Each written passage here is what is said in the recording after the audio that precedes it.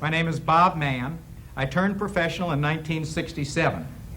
But after turning professional, I then got really involved in a lot of sports. I had concentrated up until that time in golf and played some tennis, but I really, after I turned professional, got very interested in a lot of sports. And in the middle 70s through the end of 1978, as an adult, I did that which I had not done out of high school. I returned to college, or went back to college as an adult. University of Florida Physical Education Department. And I was there for about 4.5 years, enjoyed it very thoroughly. And there were two things that I observed while I was there and participating in all these sports, kayaking, archery, karate, plus keeping my golf game up. First thing I noticed is that the power source in nearly every sport, almost without exception, is the same. Whether it's hitting a golf ball, throwing a punch, throwing a baseball, it's the legs. It's the feet and legs that's the power source in golf, and certainly in karate, throwing a baseball. And if you notice the knockout punches, they're really here in the feet and the legs. It's exactly the same as golf. And tonight, one of the things we're going to do is teach you how to tap in to this power source in such a way that as an automatic response, truly automatic, just by tapping into this motor or power source, you're going to hit the ball not only a lot firmer and more solidly, but truer and more on line. Now that's a claim that, of course, I'll support with the evidence in a few minutes. The second experience I had while being there at the University of Florida was getting involved in archery. Now, for those of you who have never seen target archery, it's quite a beautiful sport, particularly for the participant, I guess a little bit for the spectators.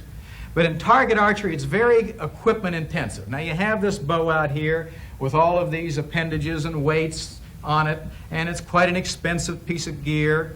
And you push this bow. You don't really hold it, you push this bow. And archers are very, very meticulous and detail conscious, both in the preparation of the equipment and the shot.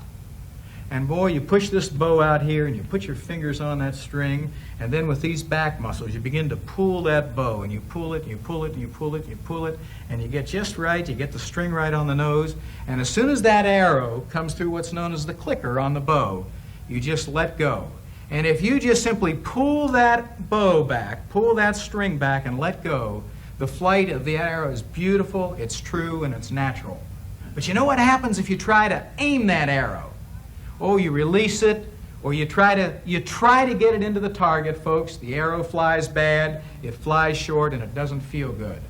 So in archery, all of the preparation is before the shot, and the shot itself is an automatic natural release. And I got very deeply involved in archery, and I saw some very fine world-class archers, and I said, boy, if I could just make golf like that for myself and my students, that we did all the preparation in front, and that the shot itself was just a joyous, natural, releasing action. And that's how automatic golf had its genesis or start. Back there at the University of Florida several years ago, when I was understanding and learning more about the biomechanics of all sports, and therefore improving the mechanics of my golf game, and at the same time seeking after or grasping this feeling, boy, if we can just do all the preparation in advance and then have the shot come off. And the name Automatic Golf is not one that I came up with. My students came up with it. They said, Bob, if you just do just exactly what you said, it's automatic. And I think that that's what you'll experience here tonight. A method where we do all the preparation before the swing, and the swing just simply occurs. And boy, it's a beautiful experience. The swing becomes an expansive, pleasureful action that's truly automatic. I want to show you something. I've placed my hands on the club, and I'm going to put my hands out in front of me. My hands are on the club, and all I'm going to do is lower the club. And then I'm going to lower with my knees. And if you notice, I'm in a pretty doggone good starting position. Now watch this. If I bring the club back up, I haven't really changed anything. And if I simply move the club over here without changing it, aren't I in a pretty good position to hit that ball? Now watch this. I'm in the same position, and I can come over here and in that same position, and I guess a lot of us would like to finish every shot about like that. So if you put your hands on that club precisely in a certain manner, and there's only one grip that'll do it, the grip actually does not change throughout the whole swing.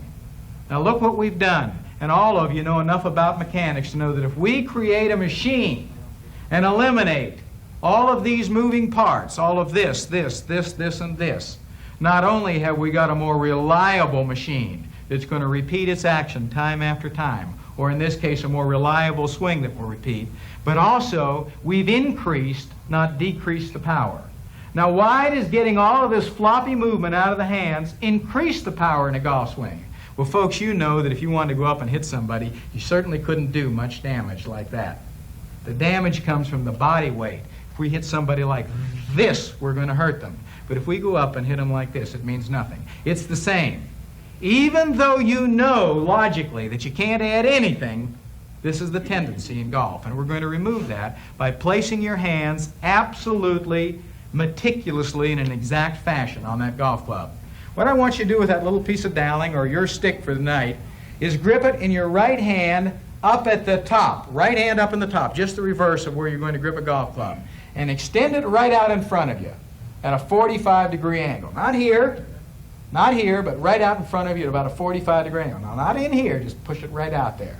Right out there. Okay, you've learned the first move. You can relax now. You can put that down. And now we're going to look at the left hand. And here's what I want you to do with the left hand. I want you to take this forefinger and simply touch the pad under the thumb. Make certain that the thumb is curved in. Not out, not bent, but curved in, right, like this. Touch the pad, forefinger against pad, and close up your hand, just like this. This thumb against this pad, this forefinger right here. Just like that. That's fine, folks. Now look at the inside of your hand. And what I want you to do now is close your hand. But I want you to bring these fingers way down here and touch the pad of this hand, just like this. Not like this, but bring them way down here and touch the pad of this hand. So what we've got is the forefinger touching the pad of the thumb laying against this part of the hand, and the fingers right there. Now open your hand ever so slightly, and just pretend that you had a small, tiny little lemon in there in the last three fingers, and you wanted to get all the juice out of it and squeeze it. Just with the last three fingers. Just with the last three fingers. Okay. Now, keep your hand, open it just a little bit. Take that piece of doweling, or your golf club tonight, push it right out in front of you with your right hand, and come in, folks, and put this left hand down on top of the club right there. Just come in right there, over on top, not around here, right over, right down on the club, right there. Just like that. Just exactly like that.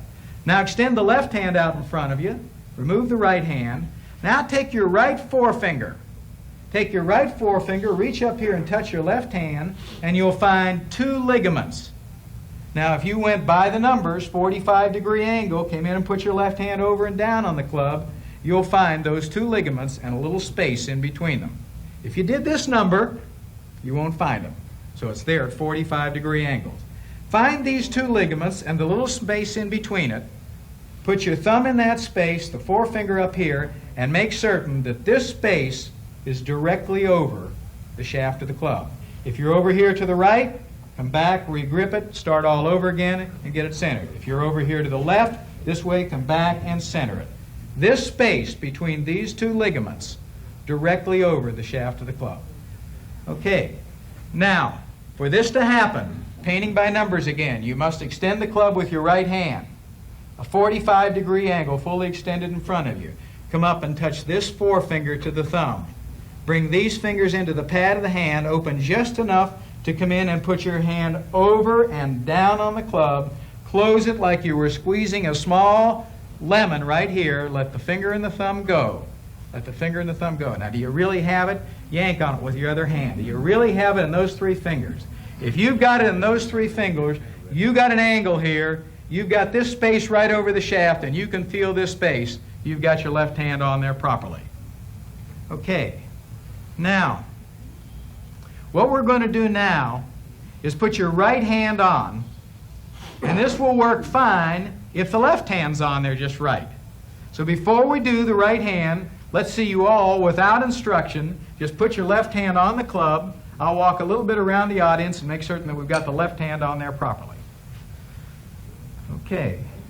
Folks, let me show you this little move right here. This last little move, when we put the left hand on here, is to shorten the thumb and increase the pressure in these three fingers. You see, if the thumb goes up here, we are holding this club in these two fingers.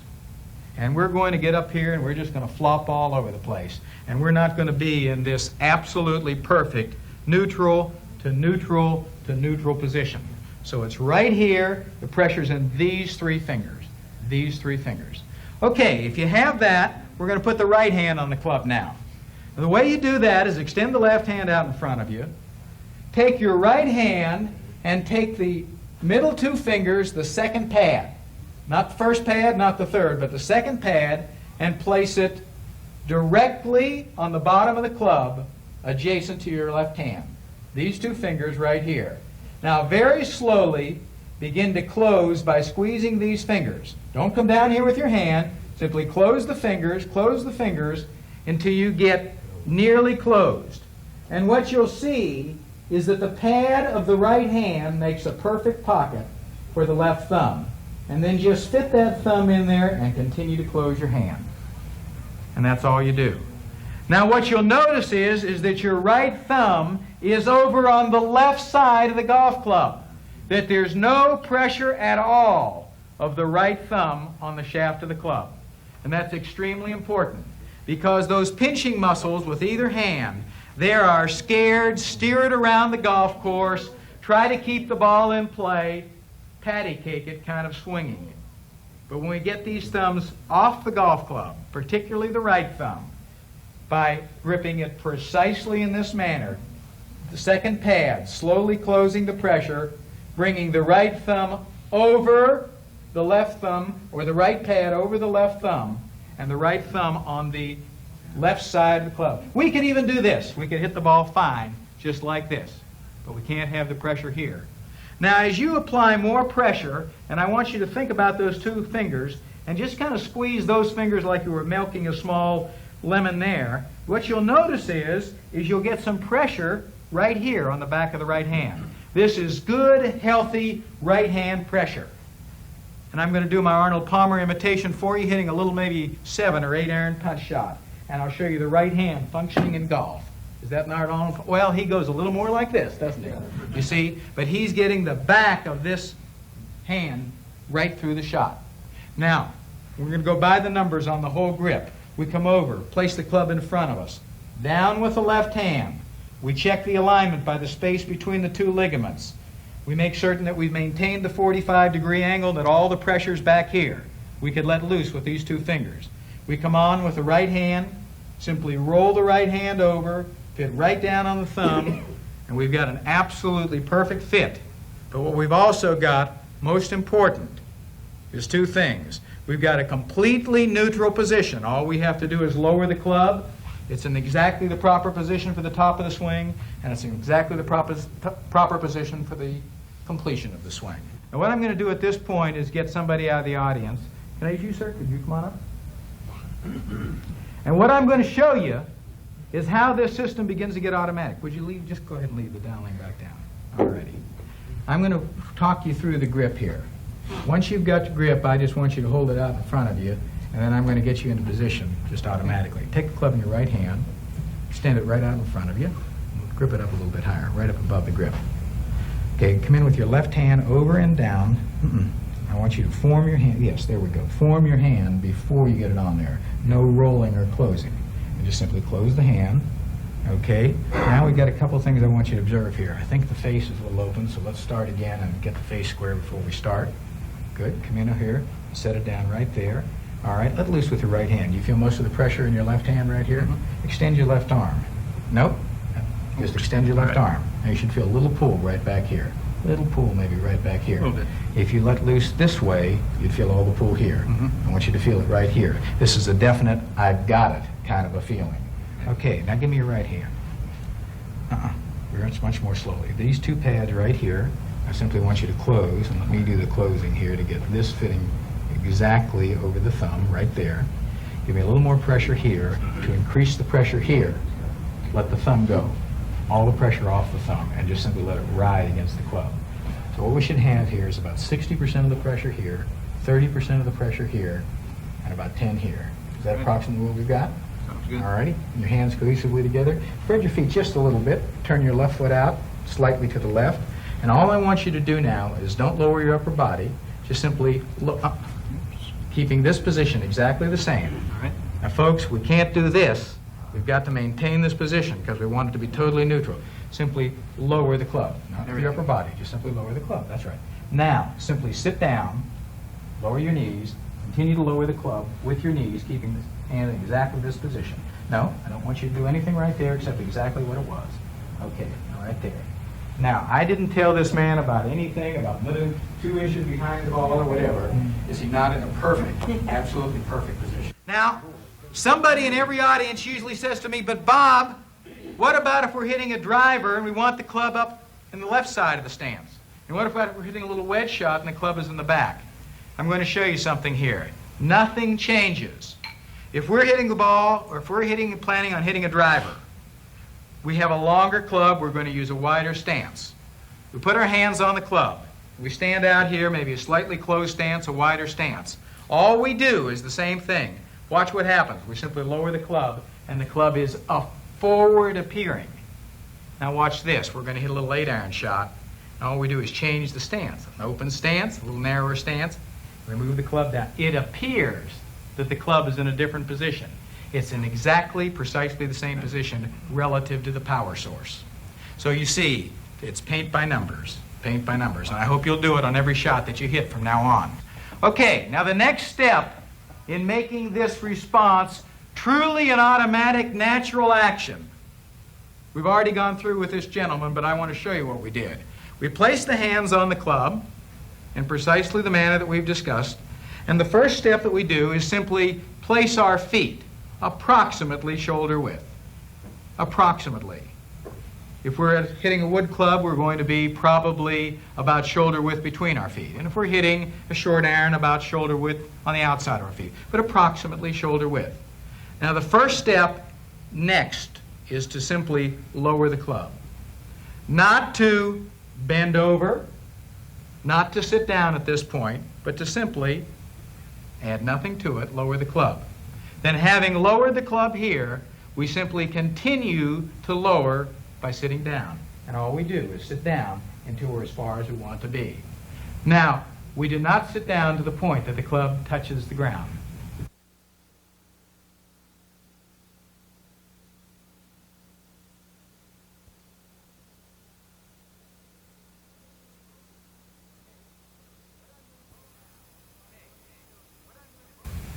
Okay, what I'm going to do now is I'm going to show you what the motor of a golf swing looks like. A golf swing has a motor, and you're going to experience it, or some of you are going to experience it tonight up here, and all of you are going to see it right now. In showing you what the motor of the golf swing looks like, I'm going to show you an exercise that if you'll just do it, if you just won't hit a golf ball for the next week, and if you'll simply do this exercise instead, a week from now you'll be a much better player. What I'm going to do is put my left hand on the club in precisely the manner that we described. I'm going to leave my right hand off, and I'm going to lower the club and just simply lower the club and then lower my knees. Now I'm going to begin to swing the club very slowly. And the only step that I'm going to make, in addition to the one we've described before I start, is I'm going to turn my chin slightly to the right. And I'm going to begin to swing this club slowly, and then faster and faster and faster. First thing I want you to observe or hear is the sound of a golf swing as I increase the speed. And the second thing is I want you to tell me where the power source is. What made me able to swing this club faster as I went? Where did the power come from? Okay, I'm going to begin with a nice little tempo.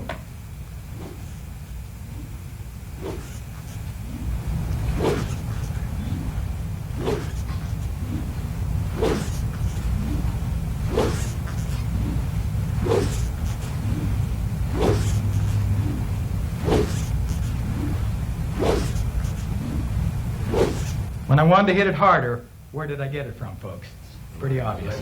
The feet and the legs. And that's the motor of the golf swing. To activate that motor, we have a little starter. And that starter is a simple move with the right foot and the right knee.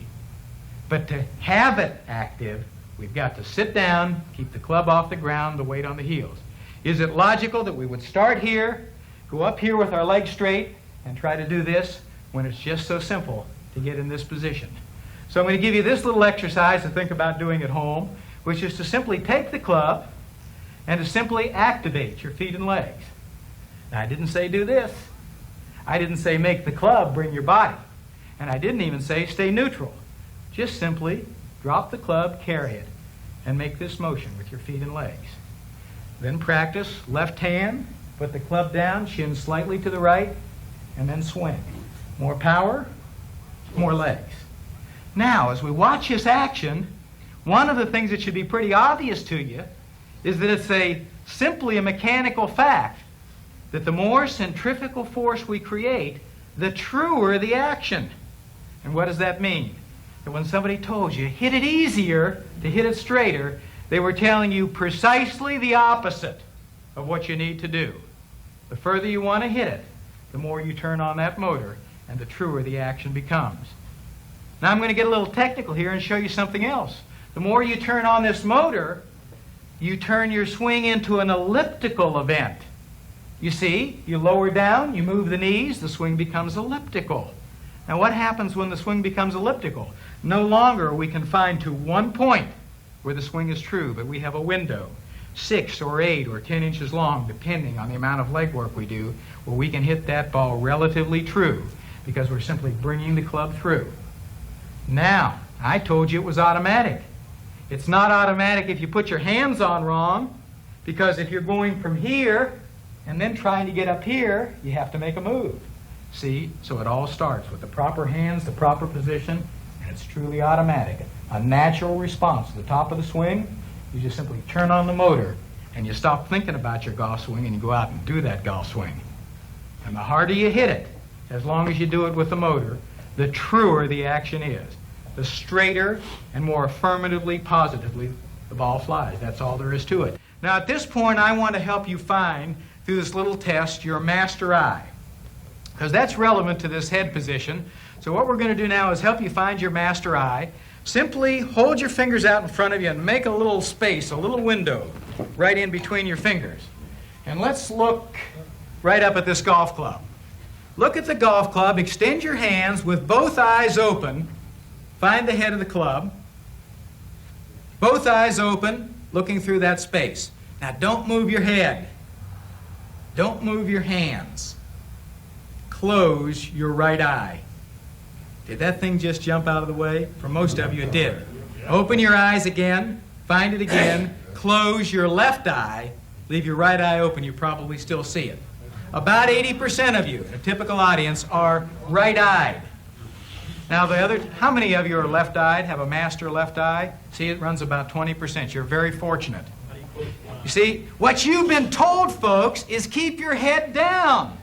That's precisely the wrong thing to do. What happens when I put my head down? This is down, isn't it? I put my head down, and I make a swing, and the act of putting it down makes it come up. You see, in golf, we keep our head up, not down, but we do turn our chin slightly to the right. Now, for those of you over here who have the good fortune to have the master eye as the left eye, you're automatically probably already doing that. In other words, you're trying to and succeeding in seeing it out of your left eye, and you're doing like this. For the rest of us folks who are right-eyed, I want you to simply turn your chin, and you'll know you've done it when you see a little shadow of your nose when you're looking down at the ball.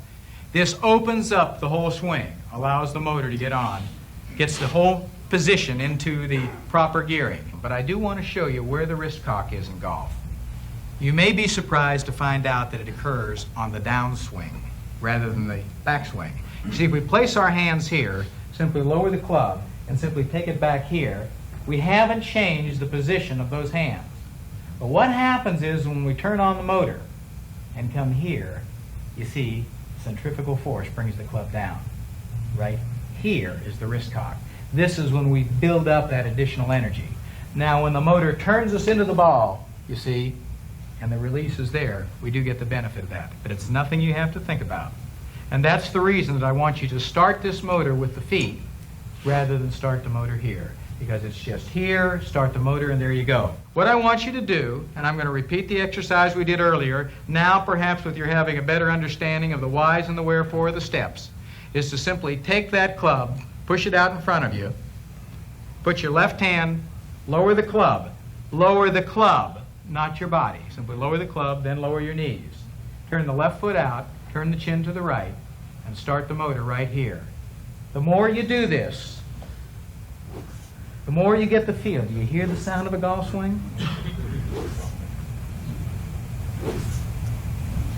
When you can do this 30, 35, 40 times, and you're just as strong the last time as you were the first time, folks, you're ready to go out and hit some golf balls. Now you notice I never lose control of the club. The reason I don't lose control of the club is because I placed my hand on there in a precise way, and I built up my strength with the exercise.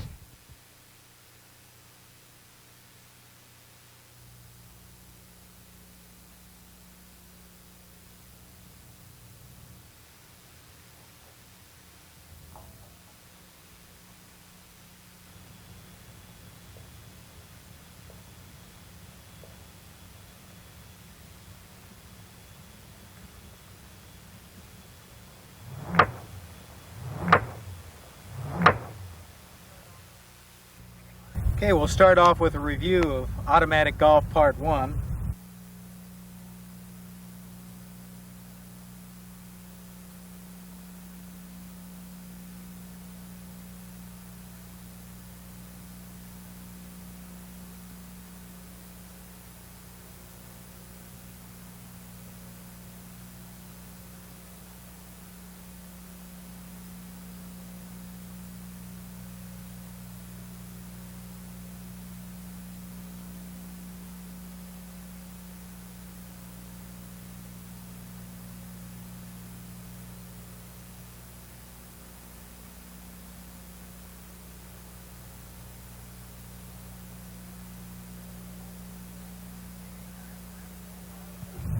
Okay, now that's a review of the automatic golf system.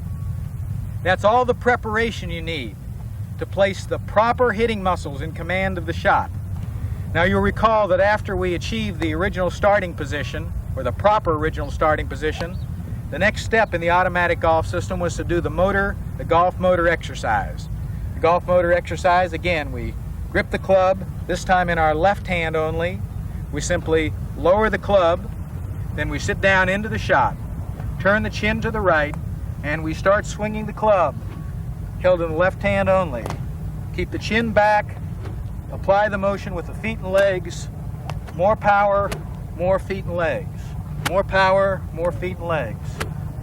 Well, folks, the good news and the bad news is, the good news is that hitting a golf ball is no more complicated than applying that little exercise I just did to a golf ball, with the right hand riding on the club, adding nothing to the shot.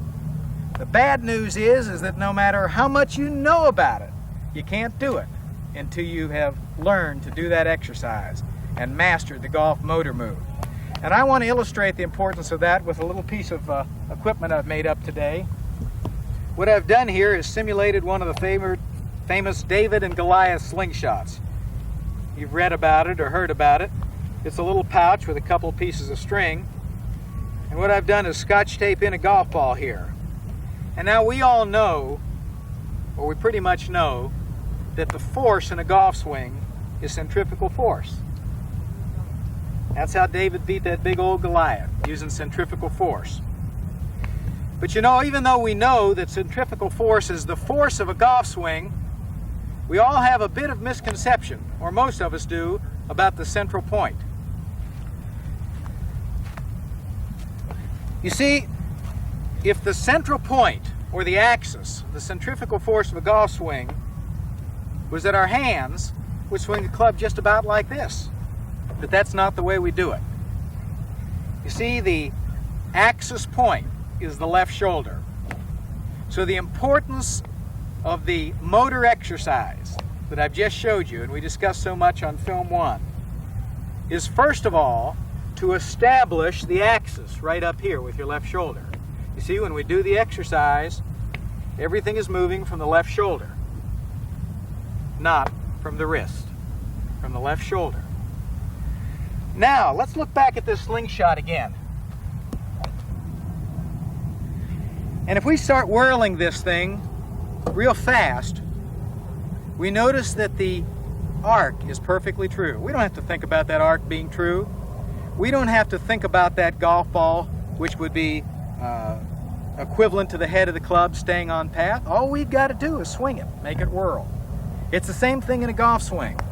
You don't have to think about all these things. But what happens is, if I started thinking about where this thing is and tried to place it in different positions and had it break in the middle, I'd lose all of the dynamics, all the trueness out of the action.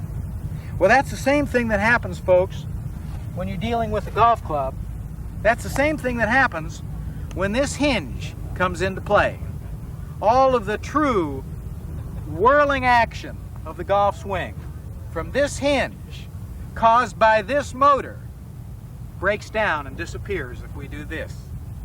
So folks, the second purpose of the exercise, first, to establish the proper hinge point, and secondly, over a period of time, to build up sufficient strength in this left hand so it can serve its function of maintaining the club in a proper position throughout the swing.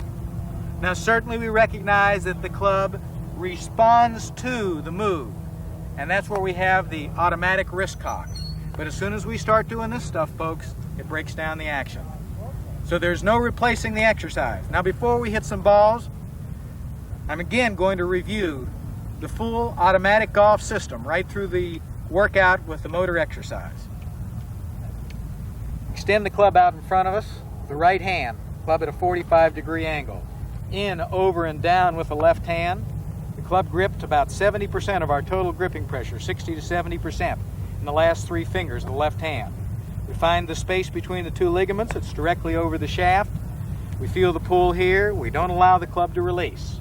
We come in, place the right hand on in the two fingers, two middle fingers, two middle pads, with only very light pressure, and the right thumb on the left side of the shaft.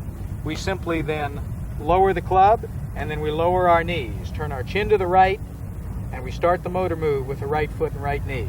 Now, the transition from the golf motor exercise to the swing is to simply place the right hand on in such a way that it does not impinge on or in any way change the exercise. You see, hitting a golf ball is nothing more than doing the exercise with the ball in the way.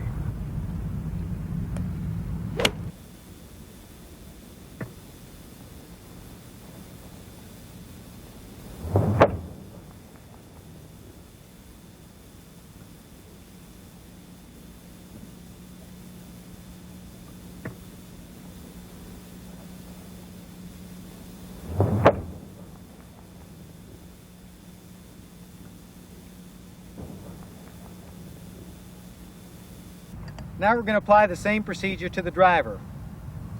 We're going to tee the ball real high, and if there's any sort of little tip that I want to give you golfers today, and that is to tee the ball very high with the driver. When you tee the ball low, you get an inordinate amount of backspin when you hit the driver. It gets out to the point of the ball gets out to the point of terminal velocity and it falls flat. The really long drivers hit the ball from high to high, so tee the ball real high.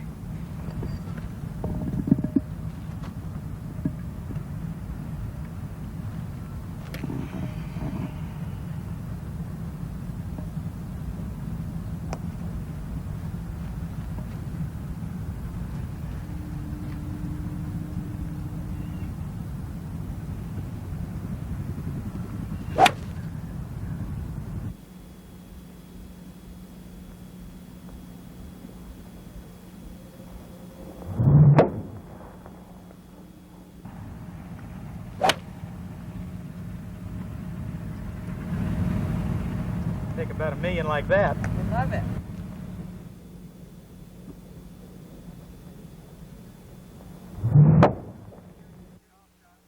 Now we're going to show you some golf shots with the driver from the rear.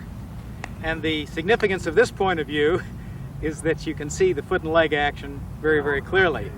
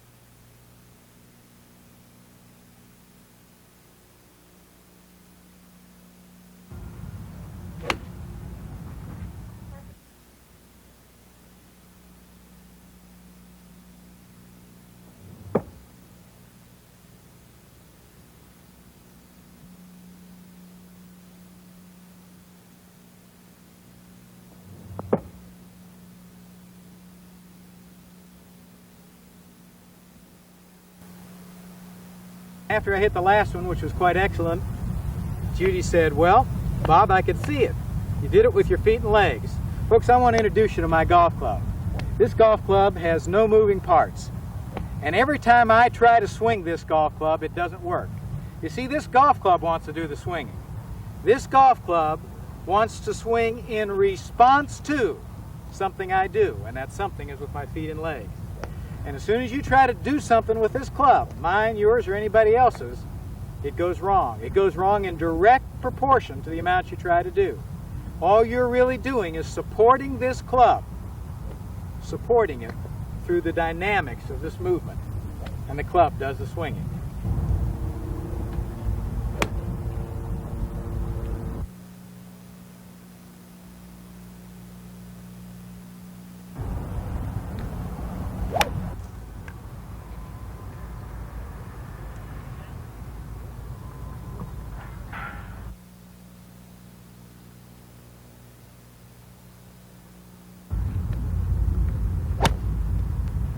Oh, that's super.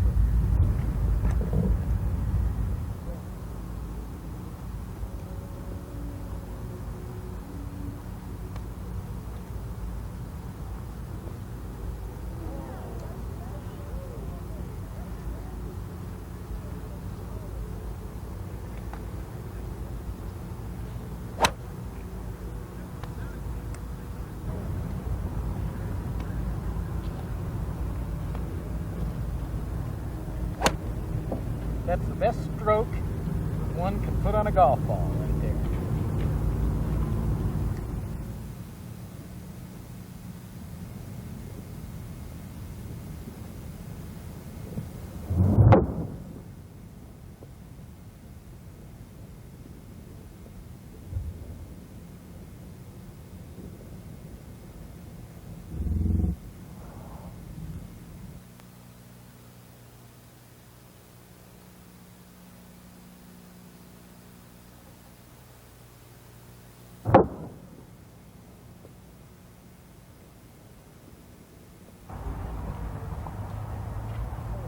Well, I'll take about 1,000,000 of them like that.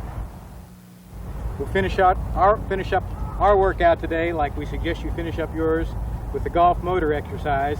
Don't do it before you work out with the balls every day to make you a little tired, but afterwards, definitely do so.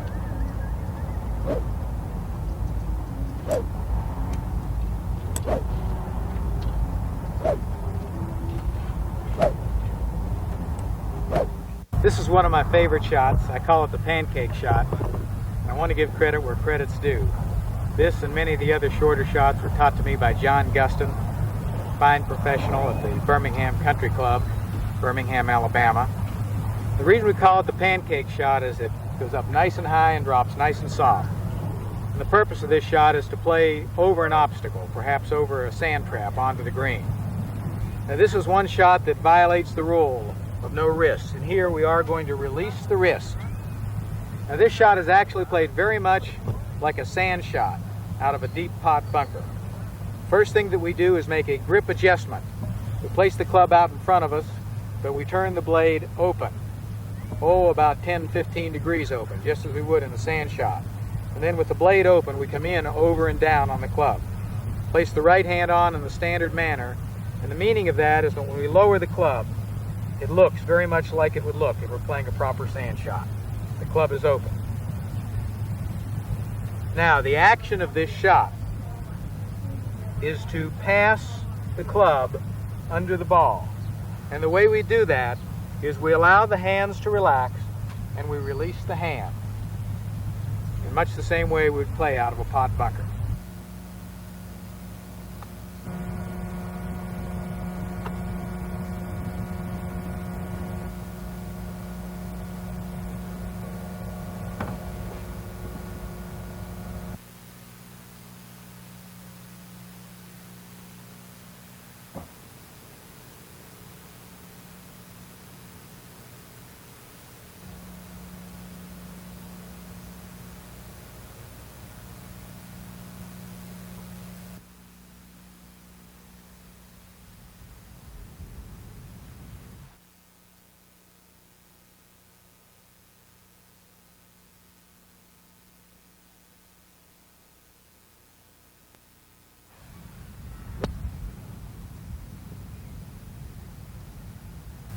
Thank you for attending Automatic Golf Volume 2, and ask at your favorite store for Automatic Golf, the Operator's Manual in book form.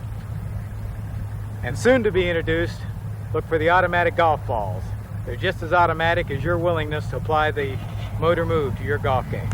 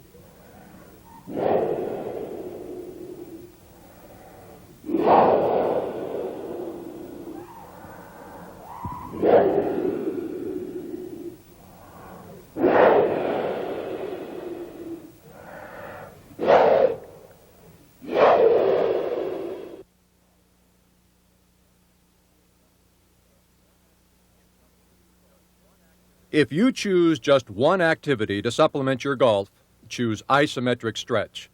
In less than 15 minutes every other day, you'll improve your flexibility, appearance, and your golf swing. Bicycle riding strengthens your golfing muscles. Learn how to select the proper type and size of bicycle and how to ride for maximum benefits. You can have all-over muscle tone in just 30 minutes twice a week at home with Bob Mann's Weight Training at Home Simplified.